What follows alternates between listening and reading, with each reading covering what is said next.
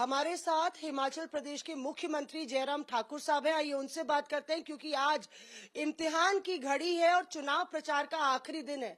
आज अग्नि परीक्षा जो चल रही है उसके लिए कोशिश करने का आखिरी दिन है। क्या आपको लगता है रिवाज बदलेगा या नया रिवाज बनाया जाएगा या रिवाज जारी रहेगा?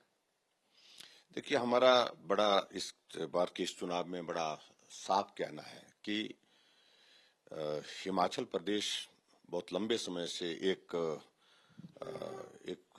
लगातार 5 वर्ष एक पार्टी, 5 वर्ष दूसरी पार्टी, इस दौर में से गुजर रहा है।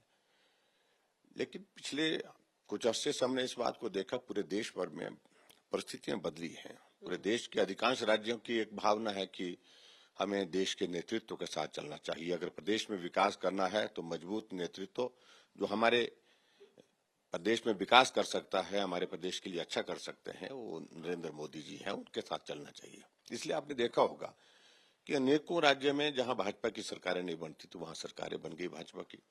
जहां जिन राज्यों में सरकारें बन करके 5 वर्ष तक चलती थी, 5 वर्ष के बाद बदल जाती थी, उन राज्यों में भी अभी आपने देखा कि चुनाव हुए तो फिर से सरकारें बनी भारतीय जनता पार्टी। तो पूरे देश में एक रिवाज बदलने की एक परिस्थिति एक बड़ी तेजी से चली है। और इसलिए हमारा ये भी कहना है कि हिमाचल प्रदेश में भी अब की बार हम रिवाज बदलेंगे। जो 5-5 साल वाला ये क्रम चला है इसको समाप्त करेंगे और निश्चित रूप से सरकार भाजपा की है, भाजपा की बनेगी। पीछे हम देख रहे हैं प्रधानमंत्री नरेंद्र मोदी के साथ आपकी तस्वीर है। प्रधानमंत्री भी डबल इंजन की सरकार की बात कर रहे हैं, पर कांग्रेस कह रही है कि ये डबल इंजन की सरकार का इंजन जो है उसमें तेल ही नहीं है, फुस हो गया है। देखिए, कुछ कहना है उनको, उनकी मजबूरी है, अन्यथा वो बहुत परेशान है इस बात को लेकर के। कोविड के बावजूद भी हिमाचल प्रदेश में इस बार जो 5 साल के कार्यकाल में विकास कार्य हुए हैं वो पिछले सारे तमाम रिकॉर्ड को तोड़ गए हैं। अगर मैं 2 चीजों का ही जिक्र करूं, मैं सड़कों की लंबाई 2400 किलोमीटर, 2500 किलोमीटर, 2600 किलोमीटर, 2800 किलोमीटर से ज्यादा कभी नहीं हुई। हमने 5000 किलोमीटर सड़कें नई बनाई हिमाचल में, डबल कर दिए, यानी कि दुगना उसके इसमें काम किया। दूसरी बात मैं इसमें और भी एक चीज कहना चाह रहा हूं। 75 वर्षों में हिमाचल प्रदेश में जो घरों में नल लगे थे उनकी संख्या 7,50,000 से 7.5 लाख थी। और हमने 3 सालों में जब से जल जीवन मिशन आया है, हमने 3 सालों में हिमाचल प्रदेश में 8,65,000 से ज्यादा नल घरों में लगाए। और उसके बाद जमीनी स्तर पे विकास हुआ, हर क्षेत्र में विकास हुआ है।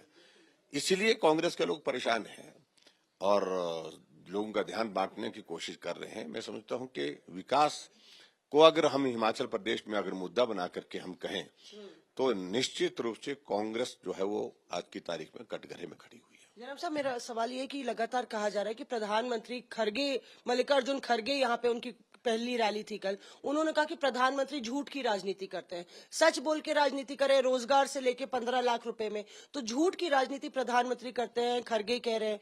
प्रियंका गांधी वाड्रा भी यहीं पे कैंप कर रही हैं, रोड शो से लेके रैली कर रही हैं।